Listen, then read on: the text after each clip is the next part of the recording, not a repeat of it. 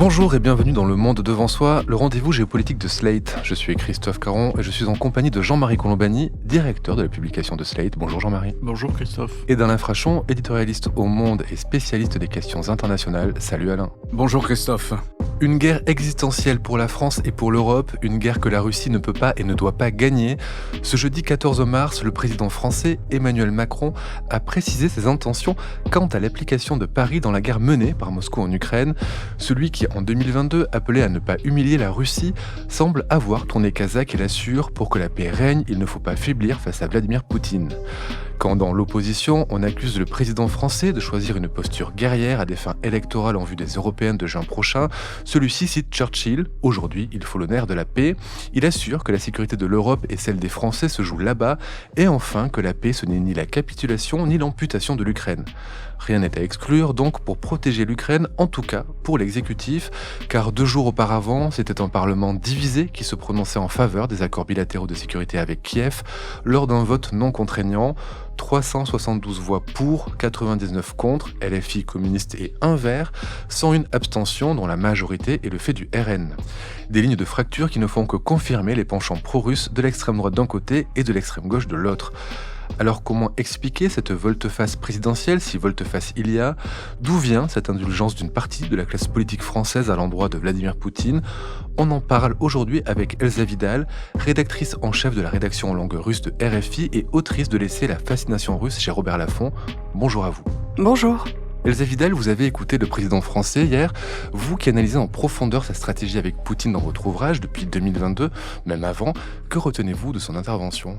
Je retiens qu'elle vient enfoncer un clou, et je l'espère définitivement, dans l'évolution de la position française vis-à-vis et de Moscou et de l'Ukraine, et partant de là, de tous les États est-européens qui nous ont rejoints dans l'Union. Et que ce changement, c'est un véritable pivot historique qui va peut-être déplacer le centre de gravité de l'Europe, mais qui en tout cas vient refonder la relation franco-russe en puisant certainement dans une autre partie de notre héritage historique. Et je pense qu'on a vécu un moment un peu gaulien hier. Et personnellement, c'est effectivement quelque chose que j'appelais depuis longtemps de mes voeux, mais je suis pas du tout seule dans cette position. Je pense que la plupart des connaisseurs de la Russie étaient dans ce genre d'attente. Il faut rappeler qu'au début de son mandat, le président Macron tente de tisser des liens avec Vladimir Poutine. Il tente la stratégie de ce que vous appelez le reset dans votre livre. C'est quoi cette stratégie du reset ? L'idée, c'est de finalement faire mieux que Barack Obama, en 2013, et d'arriver à relancer sur une base saine, qui n'est pas très bien définie d'ailleurs, les relations entre la France et la Russie, marquées par une grosse inflexion du fait de l'annexion de la Crimée et des sanctions qui ont été prises. Et il s'agit donc de pouvoir faire fond sur nos intérêts communs pour dépasser ces difficultés qui sont minorées. Une habitude qui vient de très très loin, puisque dans les recherches que j'ai pu faire pour le livre, j'ai découvert que le premier reset, la première relance, date de 1867, quand la Pologne se soulève contre l'Empire russe, mais que la France, elle, est à la recherche d'un allié pour contrer l'essor de la Prusse, et cet allié, c'est la Russie. Jean-Marie, vous avez écouté le président, vous, hier soir aussi, vous en avez pensé quoi de son intervention ? C'était d'abord une intervention bienvenue, parce qu'il intervient à un moment où l'opinion est en train de flancher. Pas définitivement, parce que l'opinion française continue de considérer qu'il faut aider l'Ukraine. Ça, c'est l'article 1. Mais l'article 2 qui s'installe de plus en plus, c'est de dire « oui, mais on ne fait rien ». En gros, la position du Rassemblement national. On ne fait rien parce que quand on dit « oui, mais il faut quand même augmenter les livraisons d'armes à l'Ukraine », à ce moment-là, on a à peu près match nul, à peu près 50-50. Donc, c'est un effritement par rapport au point de départ où l'opinion soutenait totalement le fait non seulement de considérer que l'Ukraine était agressée, mais aussi qu'il fallait la défendre et donc il fallait l'armer. Donc, il intervient à ce moment précis de l'évolution de l'opinion et donc c'est en cela que c'est bienvenu. Et c'est d'autant plus bienvenu que toute l'attention était focalisée sur une formule, sa fameuse formule sur les troupes au sol. Alors même qu'on sait très bien qu'il ne s'agissait pas du régiment d'infanterie de marine envoyé sur place, mais que c'était beaucoup plus des aides techniques qui sont nécessaires pour servir les équipements qu'on leur envoie, notamment les missiles. Le débat était littéralement enfermé dans ce domaine. Et donc pour Emmanuel Macron, c'était une façon de rétablir au fond ou tenter de rétablir, d'abord d'expliquer aux Français quelle était vraiment la position de la France, en quoi elle était justifiée. Elle repose sur une idée simple, que ce qui se passe en Ukraine concerne la sécurité de l'Europe et de la France. Bon, d'une part. Et d'autre part, l'idée qu'il faut rétablir une forme de dissuasion. Et pour rétablir une forme de dissuasion, il faut réinstaller ce que les militaires appellent une ambiguïté stratégique. C'est-à-dire, on ne dit pas quelles sont nos lignes rouges, comme on dit. On ne le dit pas, parce que si on le dit, on concède sa propre faiblesse. Donc il a bien réexpliqué ça et bien clarifié cet aspect des choses, je pense. Alain ? Ce qu'il y a d'intéressant, je trouve, pour sortir un petit peu du strict cadre de l'Hexagone, c'est que quelques heures avant que le président Macron ne s'exprime à la télévision, au fond, Poutine avait répondu lui-même à la télévision publique russe au camp des Français, des partis français qui disent non, mais il faut pas faire ça, faut négocier. Il faut négocier tout de suite, faut arrêter la guerre et il faut négocier. Alors on pose la même question à Vladimir Poutine, quelques heures avant que ne parle le président français, et Poutine répond non, je n'ai rien à négocier et je vois pas pourquoi c'est pas maintenant qu'on va me demander de négocier alors qu'ils n'ont plus de munitions. C'est pas du tout le moment de négocier, c'est le moment d'attaquer. On sait qu'il veut Odessa, on sait qu'il veut l'ensemble du Donbass, il n'a pas encore pris tout le Donbass, cette longue barrière orientale à l'est de l'Ukraine qui fait la frontière avec la Russie. Alors d'une certaine façon, Poutine lui-même dit à tous ces gens qui, à l'extrême droite ou à l'extrême gauche en France, ou ailleurs d'ailleurs même, disent il faut négocier, et il ne faut pas choisir la confrontation telle que l'a présentée le président Macron. Eh bien, Poutine a répondu, je n'ai aucunement l'intention de négocier, et d'autant moins qu'ils ont des problèmes de munitions en ce moment, les Ukrainiens. Oui, le président Macron a rappelé hier justement que quand 10 obus étaient tirés du côté russe, un seul était tiré du côté ukrainien. Il a rappelé cette asymétrie en termes d'équipement. Vous avez utilisé le mot gaulien, Elsa Vidal. Vous expliquez dans votre livre comment beaucoup de pro-russes en France se revendiquent de l'héritage de Charles de Gaulle et confondent parfois soumission au Kremlin et indépendance stratégique française vis-à-vis de Washington. Vous rappelez que de Gaulle disait, je cite, « À un certain point de menace de la part d'un impérialisme ambitieux, tout recul a pour effet de surexciter l'agresseur, de le pousser à redoubler sa pression et finalement facilite et hâte son assaut. » Est-ce que quand Emmanuel Macron prend les positions qu'il a prises hier, il prend acte de cette citation de Gaulle ? Je pense que oui, et je pense aussi qu'il pense peut-être à François Mitterrand qui, lors de la crise des euromissiles, avait aussi rappelé à l'Union soviétique qu'en définitive, la responsabilité de l'agression pèserait sur les épaules des dirigeants soviétiques et que la France restait fidèle à l'Alliance.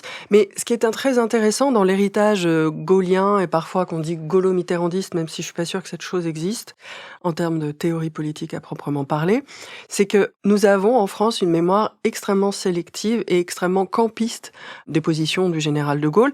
Et en ce qui concerne les soutiens à la Russie, ils sont plus souvent évoqués, ces propos ou aussi ces moments décisifs gaulliens, pour au contraire justifier un alignement sur la Russie qui nous défendrait d'une soumission aux États-Unis. Donc ils viennent activer surtout un anti-américanisme qui ne dit que très rarement son nom dans les détails, mais on nomme toujours l'Irak, l'Afghanistan, pour expliquer pourquoi il vaut mieux s'appuyer sur la Russie qui constituerait un danger stratégique moindre. Je pense qu'à l'heure actuelle, il est difficile toutefois de s'en tenir à cette thèse. Donc je suis encore une fois surprise et heureusement surprise de trouver de la fermeté et peut-être la volonté d'incarner un leadership qui soit capable d'instaurer un rapport de force avec Vladimir Poutine. Je pense que très honnêtement, même si on est convaincu que la négociation s'imposera un jour, peut-être, le meilleur moyen de l'aborder et de pouvoir ouvrir cette négociation par un canal diplomatique, c'est de pouvoir, sur la scène politique et publique, faire entendre aux dirigeants que la France n'est pas non plus un paillasson et que toutes les activités subversives, agressives, hostiles entreprises par le régime de Vladimir Poutine font que nous sommes obligés de retirer le capital diplomatique que jusque-là nous tenions à sa disposition. Oui, parce qu'on rappelle souvent que le général de Gaulle a retiré la France du commandement intégré de l'OTAN en 1966. Mais pas de l'OTAN. Mais pas de l'OTAN. En revanche, ce qu'on oublie de préciser, c'est qu'il était aussi très ferme avec l'Union soviétique et que quand menace nucléaire il y avait envers la France, lui-même répondait avec une grande fermeté. Oui, notamment quand il répond à l'ambassadeur soviétique à Paris qui doute de l'efficacité de la dissuasion nucléaire française et qui essaye d'impressionner le général de Gaulle par la menace nucléaire soviétique. Et de Gaulle lui répond sans embâge, véritablement probablement de manière beaucoup plus brutale qu'aujourd'hui, eh bien nous mourrons ensemble, monsieur l'ambassadeur. Et aujourd'hui, on aurait peine à imaginer une telle capacité de confrontation. Je rappelle que même lorsque Charles de Gaulle est en Union soviétique pour essayer de gagner le soutien soviétique à son avenir de représentant de la France libre, jusqu'au dernier moment, Staline fait monter les enchères et plutôt que de céder, Charles de Gaulle se prépare à quitter l'Union soviétique en n'ayant pas obtenu le soutien.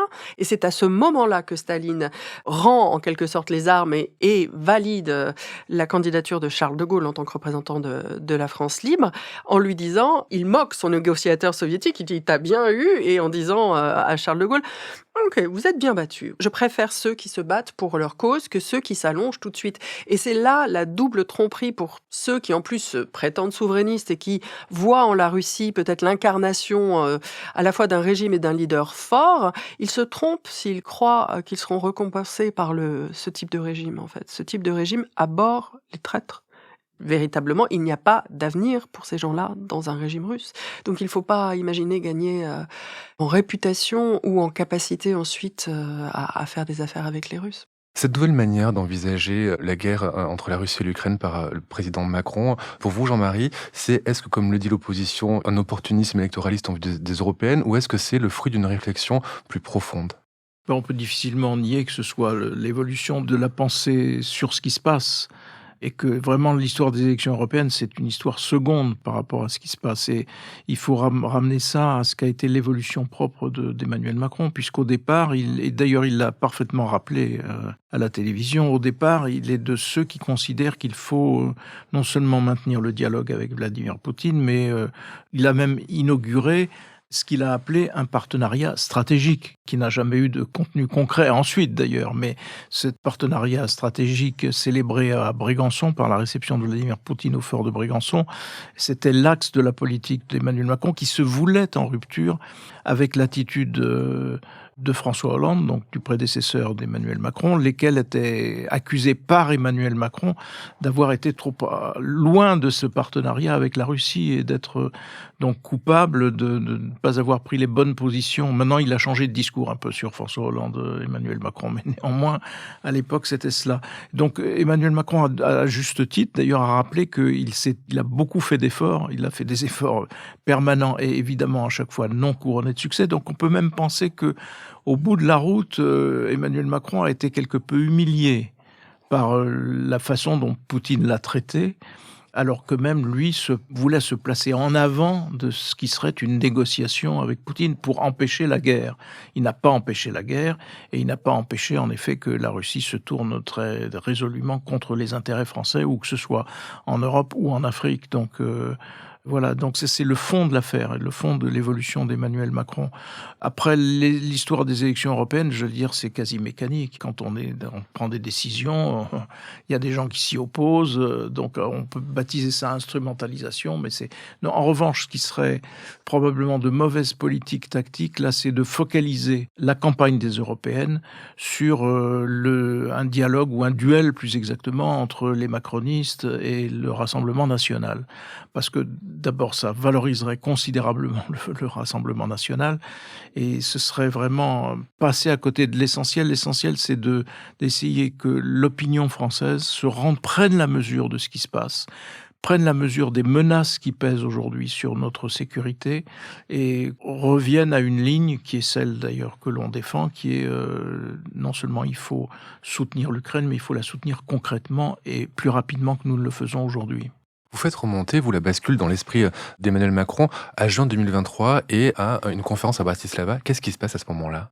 En juin 2023, au Forum Globsec de Bratislava, Emmanuel Macron, pour la première fois, s'empare et incarne un discours qui fait enfin la part belle à l'histoire, et notamment géopolitique, mais aussi nationale, de tous ces États que jusque-là, la relation franco-russe oblitérait, ces États qui se trouvent précisément entre nous et Moscou et qui ont vécu à des degrés divers de leurs histoires sous la domination de Moscou. Et subitement, ces États font leur retour, ou leur arrivée plutôt, leur entrée dans le discours du président français, qui leur donne droit de citer et qui fait enfin place à leur compréhension et à leurs alarmes vis-à-vis de la Russie, alors qu'avant, par exemple, des présidents comme Jacques Chirac ou comme Nicolas Sarkozy minimisaient toujours les alertes données par ces États et les renvoyaient à une forme un peu d'atavisme, quoi. Vous êtes en proximité de Moscou, ah oui, c'est vrai, vous avez des griefs, vous avez des litiges, ça c'est ce que j'ai lu récemment, on parle de litiges à leur sujet. Non, on peut pas parler de litiges quand il s'agit de colonisation, de domination, d'intégration de forces dans un ensemble géopolitique comme a pu être l'URSS, et ce ne sont pas des litiges. Et donc ces États font enfin leur apparition, et Emmanuel Macron leur donne, verbalement du moins, des gages d'engagement à leur côté, de présence française, et c'est le début de la longue marche vers l'Ukraine, à mon sens. Et je ne sais pas encore à ce jour qui a impulsé, nourri, ou peut-être même rédigé ce discours. Je n'ai pas posé la question en soi, mais je me pose la question parce qu'il y a là le début d'une très forte inflexion qui a l'air de se confirmer. J'espère qu'elle se confirmera. Je pense que véritablement, il n'y a qu'un discours assez confrontationnel, sans être agressif, qui puisse attirer l'attention et gagner le respect de Vladimir Poutine. Est-ce que, Alain, pour vous, il y a peut-être aussi une perte de l'influence des réseaux pro-russes qu'il peut y avoir au Quai d'Orsay ou dans l'armée? Ça, c'est possible. Enfin, je ne saurais pas l'évaluer. C'est vrai que si vous prenez le président Sarkozy ou le président Chirac, même, j'ai souvent été dans des briefings à des sommets du G7, puis plus tard du G8 avec la Russie, et avant même avec ces deux hommes. Ces deux hommes avaient sans arrêt cette espèce de phrase clé qui semblait déterminer le type de relation que nous avions avec la Russie. C'était « il ne faut pas humilier les Russes ». Ils ont subi un traumatisme gigantesque avec la perte de l'Union soviétique, cette forme de décolonisation. Hein. On s'en est tous remis, les Britanniques et les Français, on s'en est très bien remis. C'est à partir de la décolonisation même, de ce début des années 60, que la France et la Grande-Bretagne deviennent des social-démocraties avancées. Eh bien non, dans le cas de la Russie, il ne fallait pas l'humilier. Et à ce moment-là, il y avait un très grand... Je suivais souvent un grand professeur de relations internationales, de philosophie politique. C'était un homme d'une culture gigantesque, qui était Pierre Asner, et qui était un des élèves, l'élève favori du grand professeur Raymond Aron, le maître de la pensée pendant la guerre froide. Et Pierre Asner disait, lui qui était un juif de Roumanie, et qui avait gagné la France à l'âge de 13 ans avec ses parents. Eh bien, Asner disait « Je ne supporte plus d'entendre cette phrase, il ne faut pas humilier la Russie, parce que nous, les petits peuples, nous, c'est nous qui avons été humiliés par les Russes. Et si vous voulez savoir pourquoi les gens veulent rentrer dans l'OTAN, c'est parce qu'ils ont été humiliés par les Russes. Non seulement humiliés, comme vous le disiez, mais déportés, torturés, emprisonnés, niés dans leur identité nationale et culturelle. » Eh bien, c'est vrai que j'ai toujours entendu ce discours, il ne faut pas humilier les Russes, comme si leur ego était d'une telle sensibilité ou leur génétique ne permettait pas d'avoir à se remettre en cause. On a fini par décider ensemble avec les Russes des frontières de l'Europe. C'est ça l'enjeu. Je veux dire, l'enjeu de cette élection européenne, du Parlement européen, il est là. Est-ce qu'on respecte ou pas les frontières de l'Europe? C'est-à-dire à terme aussi les nôtres. La formule « il ne faut pas humilier la Russie », c'est l'article 1 de l'anti-américanisme. Parce que quand on dit « il ne faut pas humilier la Russie », on fait référence à ce qui aurait été, de la part des États-Unis, une attitude destinée à humilier les Russes lorsque les Russes sont sortis du communisme et du soviétisme. Et donc on fait grief aux États-Unis d'avoir promis de ne pas élargir l'OTAN, de l'avoir fait, et donc d'avoir fait des erreurs tragiques de cette nature qui justifieraient ou qui expliqueraient aujourd'hui l'attitude de Poutine, cherchant à reconstituer son glacis alors que les Américains les auraient privés de ce glacis. C'est vraiment le credo anti-américain se résume en une formule, il ne faut pas humilier la Russie. C'est en cela d'ailleurs qu'Emmanuel Macron faisait fausse route, mais vraiment fondamentalement fausse route, et qu'il est heureux qu'il revienne aujourd'hui à des notions de la dissuasion et de notre situation d'alliés qui soient plus conformes en effet à ce qu'avait défini De Gaulle lui-même et non pas à ce que l'on prête à De Gaulle. Vous expliquez bien comment les pro-russes utilisent les erreurs stratégiques américaines en Irak, notamment pour justifier les actes russes. Je voudrais revenir sur une chose qu'a dit Alain. Il a dit on s'en est remis, nous Français, de la perte de notre empire colonial. Et pourtant, c'est pas tout à fait ce que vous dites vous dans votre livre. Vous expliquez que la fascination que certains peuvent avoir pour la Russie, c'est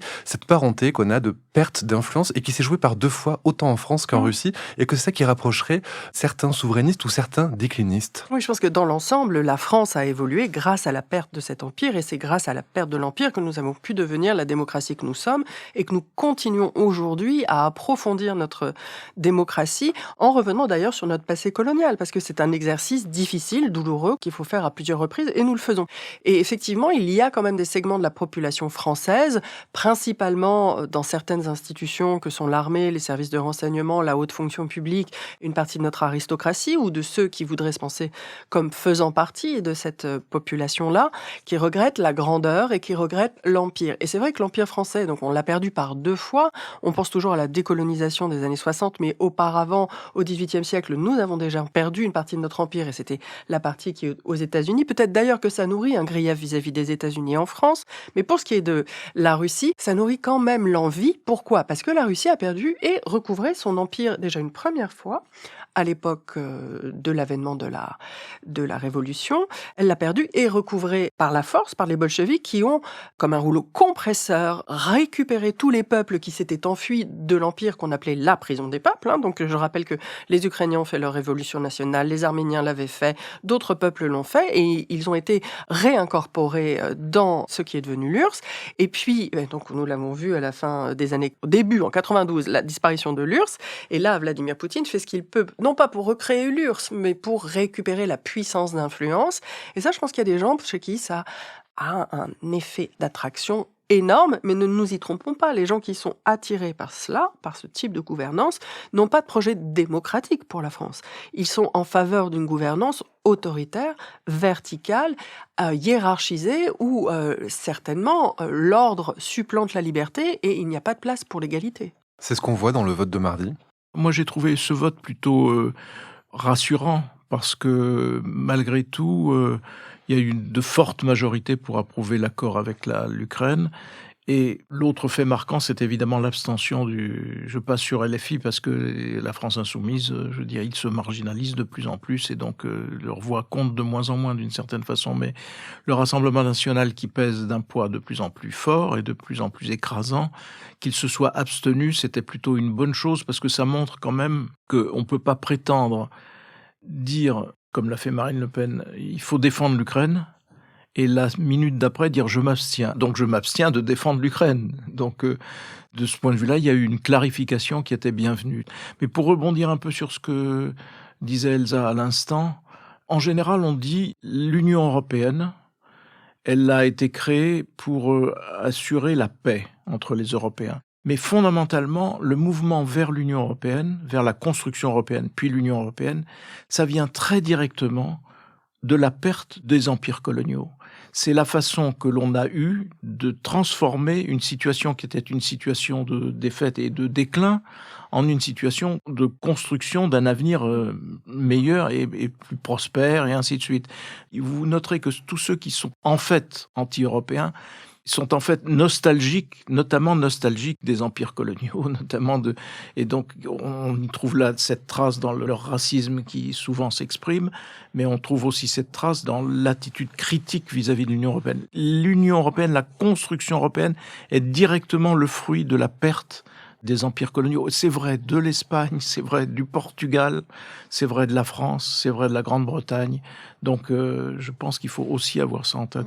Et en termes politiques, je pense que si on continue dans cette lignée-là, il est très important de comprendre que si on renonce à l'Empire, et c'est quand on renonce à l'Empire qu'on peut enfin mettre toute l'énergie dans la construction d'une société et d'une gouvernance qui soit au service des citoyens, c'est une véritable démocratie qui peut enfin commencer à s'élaborer.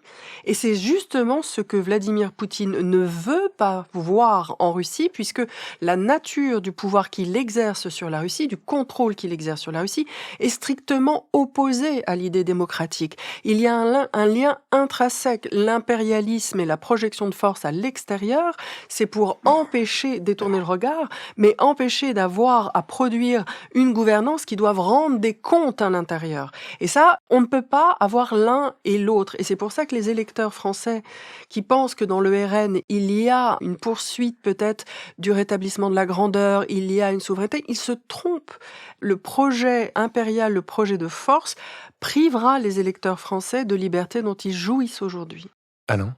Oui, on peut ajouter aussi que chez ces électeurs ou chez les partis qui prônent cette manière de politique à l'adresse de la Russie, il y a la nostalgie de ce qu'a pu être, pendant la guerre froide, entre le camp occidental et l'Union soviétique, une singularité française. Nous avions quitté le commandement intégré de l'OTAN, qui est un état-major permanent, en fait, qui facilite les opérations ensemble, auquel on est toujours libre d'aller ou de ne pas aller, et même d'en sortir si elles ne nous plaisent pas. Donc il n'y a pas de pacte moins contraignant que l'OTAN. Alors on en sort essentiellement parce que l'arme nucléaire française était arrivée à maturité. Il s'agissait de donner tout son crédit à la dissuasion nucléaire française. C'était ça la raison pour sortir du commandement intégré. Mais bien entendu, nous restions dans le pacte atlantique, nous étions fidèles. Et d'ailleurs, à peine était-on sorti du commandement intégré de l'OTAN que suit une série de pactes franco-américains étalés sur 3 ans, et les uns après les autres, rétablissant toutes les relations d'état-major qu'on pouvait imaginer avant, lorsque nous étions dans le commandement intégré. Donc là, il y a une sorte comme ça de manipulation qui s'est passée. Mais on pensait qu'on était un peu le mouton noir du camp occidental. Donc on était avec les Américains, mais on était aussi amis avec les Soviétiques. Et on pensait que ça nous donnait une marge d'action et qui faisait que la voix de la France était plus entendue dans ce qu'on appelle aujourd'hui le Sud global, par exemple. Et puis tout cela a changé, bien entendu. Tout cela a complètement changé, qui fait que Jacques Chirac, le premier, avait pensé à réintégrer le commandement intégré. C'est Sarkozy qui le fera, mais Jacques Chirac y avait pensé, lui aussi, essentiellement pour des raisons pratiques et de simplicité militaire. Mais on a pensé qu'on perdait là ce qui faisait la singularité de la France et qui faisait que, soi-disant, sa voix comptait plus que celle des autres pays occidentaux, à l'exception des États-Unis. Je crois que tout ce que nous montre Vladimir Poutine, c'est que c'était un leurre. Ça n'a aucun sens. Jamais la France n'a été privilégiée dans les relations que Moscou, en tout cas le régime de Vladimir Poutine, a entretenues avec les pays étrangers. Jamais la France n'a bénéficié d'une écoute particulière à Moscou parce qu'elle avait un discours « il ne faut pas humilier la Russie ». Ou alors, mettons les preuves sur la table, que nous avons eu de meilleurs résultats commerciaux, politiques, diplomatiques, culturels, tout ce que vous voulez que les autres, parce que notre philosophie, c'était « il ne faut pas humilier les Russes ». Il ne faut pas humilier les Russes, ils n'ont pas rendu la monnaie de notre pièce. Et c'est votre thèse que vous exposez dans le livre en expliquant que Poutine se sert de la France pour atteindre Washington, mais pas vraiment pour créer des relations avec la France. Je voudrais revenir pour terminer, vous parliez du projet de Poutine pour la Russie, qui n'est absolument pas démocratique. L'élection présidentielle russe débute ce vendredi 15 mars jusqu'au dimanche 17. Il ne fait aucun doute que Poutine sera réélu, d'abord parce qu'il n'y a pas d'opposition, mais aussi pour aller plus loin, peut-être parce qu'il convient finalement à une certaine vision de la société par la Russie.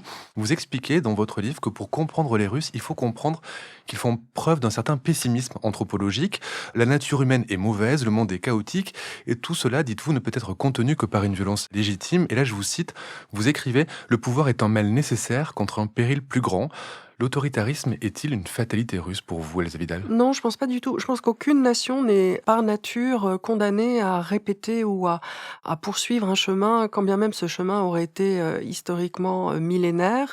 Il y a nécessairement des voies de développement, mais qui proviennent aussi du noyau central de la culture concernée, rarement de l'extérieur, à l'exclusion peut-être quand même de la révolution bolchevique, qui est un phénomène européen plaqué sur la société russe. Mais ce que je veux dire par là, c'est qu'il y a dans la société du fait de sa coexistence avec un pouvoir dont elle pense qu'elle ne peut pas se passer, sauf à accepter un chaos plus fondamental qui fonderait sur elle. Il y a une culture qui s'est développée dans la population qui, pour le moment, fait obstacle à une mobilisation plus collective et à la capacité de n'importe quel Russe à se reconnaître dans n'importe quel autre Russe. Et donc, cet obstacle, ça consiste à dire que, bon, donc, vous l'avez dit, les autorités sont par nature corrompues parce que le pouvoir corrompt, et il existe en marge du pouvoir une société des hommes un peu plus purs, non corrompus, et ces hommes-là procèdent de manière très morale, font de bonnes actions et procèdent par solidarité d'humain à humain. Donc il y a une grande défiance vis-à-vis des institutions politiques. On peut comprendre que 80 ans de communisme ait défié quand même les gens et qu'ils aient perdu toute croyance dans un discours politique sincère. Plus les discours sont élaborés, conceptuels et en appel au bien de l'humanité, pire la réaction est du côté de la population qui s'en défie encore plus. Donc la première chose à faire, je pense, pour envisager un changement politique qui vienne de la base de la population, ce serait qu'elle puisse dépasser ces catégories ou renouveler ces catégories.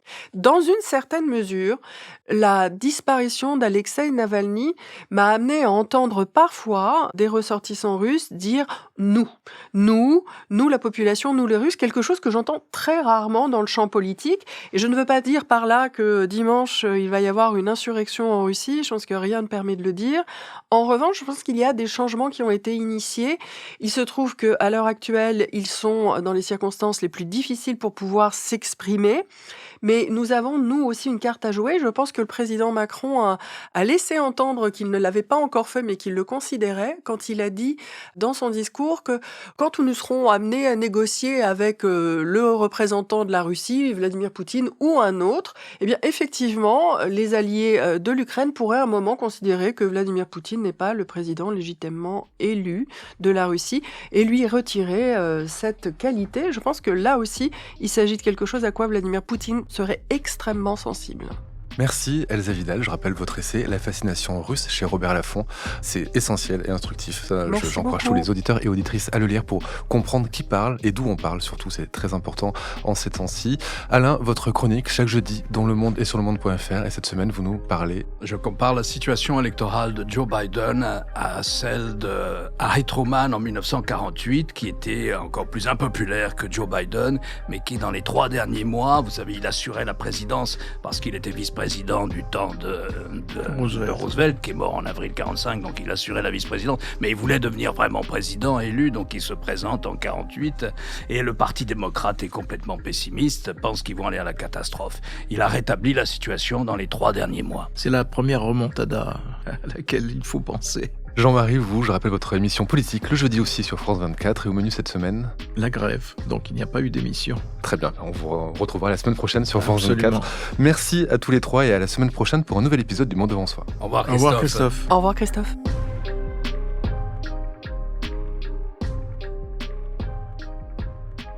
Le Monde devant soi est un podcast produit par Slate Podcast avec Jean-Marie Colombani et Alain Frachon.